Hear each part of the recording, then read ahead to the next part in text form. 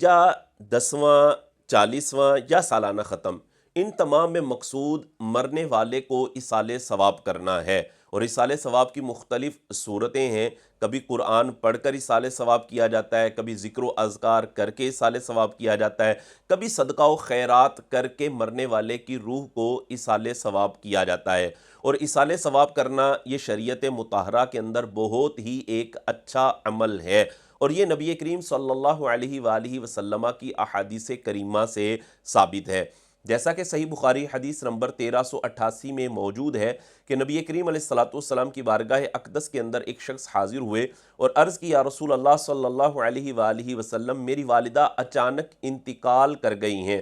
اور میں یہ گمان کرتا ہوں کہ اگر وہ کلام کرتی تو وہ صدقہ کرتی، فَهَلْ لَهَا أَجْرٌ إِن تَصَدَّقْتُ عَنْهَا، حضور اگر میں اپنی والدہ کی طرف سے صدقہ کر دوں تو کیا میری والدہ کو اجر ملے گا؟ قال نعم، نبی کریم علیہ السلام نے ارشاد فرمایا، ہاں، اگر تو اپنی والدہ کی طرف سے صدقہ کرے گا تو تیری والدہ کو اس کا اجر اور ثواب ملے گا۔ اس روایت سے بالکل واضح طور پر پتہ چل رہا ہے کہ مرنے والے کے لیے اگر کوئی اچھا عمل کر کے اس کا ثواب مرنے والے کی روح کو پہنچایا جائے تو اس کو اس کا اجر اور ثواب پہنچتا ہے اور اس کو ثواب ملتا ہے۔ اسی طرح صحیح بخاری حدیث نمبر 2762 میں یہ موجود ہے کہ حضرت سعد بن عبادہ رضی اللہ تعالی عنہ نبی کریم علیہ السلام کی بارگاہ اقدس کے اندر حاضر ہوئے اور عرض کی، یا رسول اللہ صلی اللہ علیہ وآلہ وسلم، میری والدہ انتقال کر گئی اس حال میں کہ میں اپنی والدہ کے پاس موجود نہیں تھا، فَهَلْ يَنْفَعُهَا شَيْءٌ إِن تَصَدَّقْتُ بِهِ عَنْهَا، حضور اگر میں اپنی والدہ کی طرف سے صدقہ کروں تو کیا اس صدقے کا نفع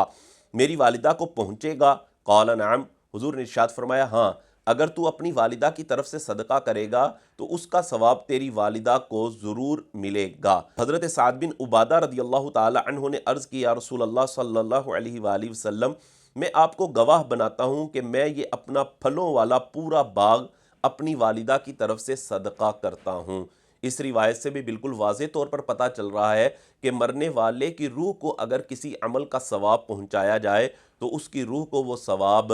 پہنچتا ہے۔ بعض لوگ اس پر یہ اعتراض کرتے ہیں کہ جی آپ دن کو خاص کر لیتے ہیں، تو دن کو خاص نہیں کرنا چاہیے۔ تو اس کے جواب میں عرض کرتا چلوں کہ دنوں کی تعیین کرنا یا وقت کو خاص کرنا یہ دو طرح کا ہوتا ہے، ایک ہے تعیین شرعی اور ایک ہے تعیین عرفی۔ تعیین شرعی یہ ہوتی ہے کہ شریعت مطہرہ کی طرف سے کوئی دن، کوئی وقت خاص کر لیا جائے تو وہ عمل اس دن میں یا اس وقت میں کرنا ہی لازم ہوتا ہے۔ اگر اس دن یا اس وقت کے علاوہ وہ عمل کیا جائے گا تو وہ عمل قابل قبول نہیں ہوگا۔ اس کو تعیین شرعی کہا جاتا ہے۔ جیسا کہ قربانی کرنا، اب یہ قربانی کا جو وقت ہے وہ بھی خاص ہے، قربانی کے جو دن ہیں وہ بھی خاص ہیں، اس کو تعیین شرعی کہا جاتا ہے۔ ایک ہے تعیین عرفی۔ تعیین عرفی وہ تعیین ہوتی ہے، وہ وقت کو خاص کرنا ہوتا ہے، وہ دن کو خاص کرنا ہوتا ہے کہ جو شریعت مطہرہ کی طرف سے تو خاص نہیں ہے، آپ کسی بھی وقت اس کو کر لیں تو وہ کرنا درست ہوتا ہے، اور یہ صرف اور صرف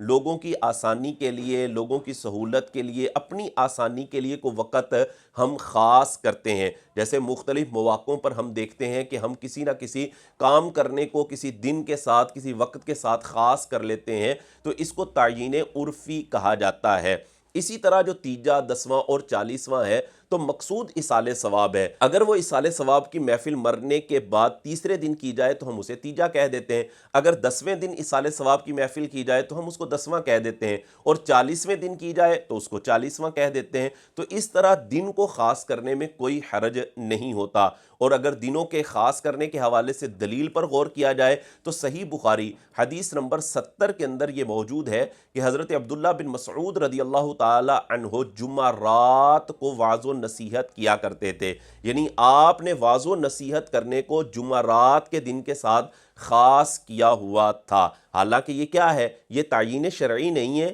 یہ تعیین عرفی ہے، یعنی لوگوں کی آسانی کے لیے یا اپنی آسانی کے لیے کوئی وقت خاص کر لینا کسی کام کے کرنے کے لیے، تو یہ نبی کریم علیہ السلام کے اصحاب سے ثابت ہے اور یہ بالکل درست ہے۔ بہرحال تیجا، 10واں، 40واں یا سالانہ ہو تو مقصود ایصال ثواب ہے، اور ایصال ثواب کرنا یہ حضور علیہ السلام کی احادیث کریمہ سے ثابت ہے۔